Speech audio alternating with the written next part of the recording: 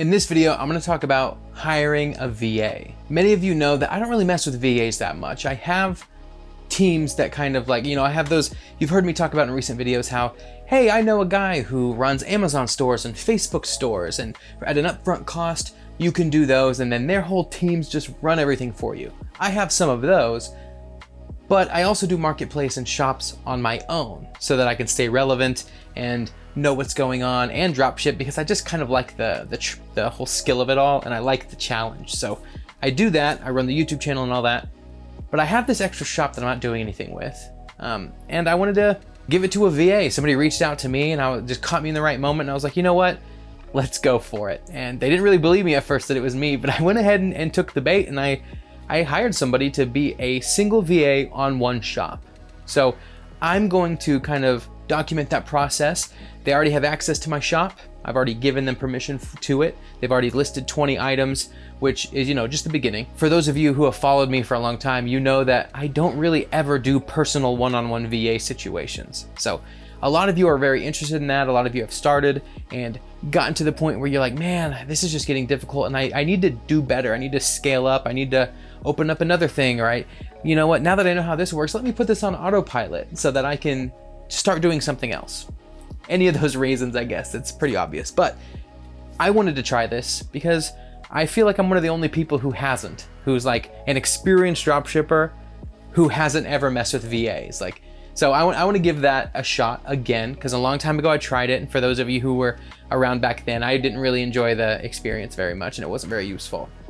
But now this has been around for a long time, like a year and a half or so, and I'm gonna give it a shot again, and I like how it's feeling. I've been talking, voice messaging with this guy back and forth. It's a VA from overseas, and we're gonna give it a shot. So I just wanted to update you, let you know about that. Expect more videos for me to talk about how all the VA stuff works, and we'll see what happens. In the meantime, what am I excited for about this? What are things that you would do this for? Like, what are some questions or problems that might come up? I'd love to know in the comments if you let me know things that you're like, watch out for this, or man, how does that work? Like, let me know, because I'll find those questions, apply them to another video so that you can get those answers. And I'm gonna even search through the group and try to find things, but I'm excited no matter what. So some things are, I was wondering, okay, they have access to my shop. Are there any security problems with that?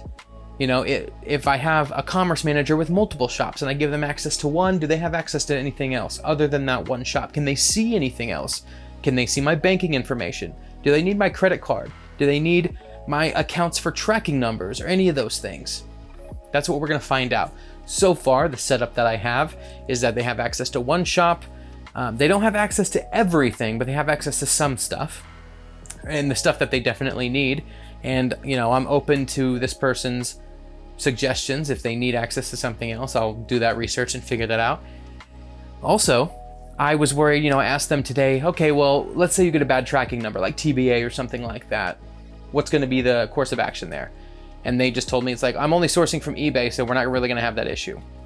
If for some reason that issue does arise, then most likely I'll just give them access to like a Track Taco account, or just, a gift card that has a certain amount. Another thing that we're setting up is, instead of them having a credit card, they will have a credit card middleman where they'll have a credit card that I'll load money to as we get sales. So if maybe every morning I just load that up or whatever. I'm gonna figure that process out and keep you updated. Now, for those of you who are experienced and you're watching like, what is going on? What do you mean you don't know how this stuff works? I know how it works in general. I just never have done it myself. I usually have other people handle it, and I just either move the money around or do whatever. So I'm doing it all by myself because a lot of you guys who come across my videos are new people who don't have these answers yet.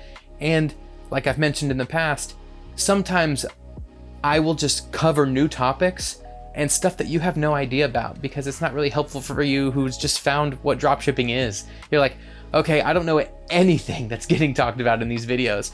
And you have to go back in time and find old information that maybe no longer applies, or the menus aren't even the same anymore for previous videos people like me have made. So new process, new coverage of it. For those of you just starting, we are gonna get into VAs. Keep watching, subscribe if you haven't already, and let me know any questions you have.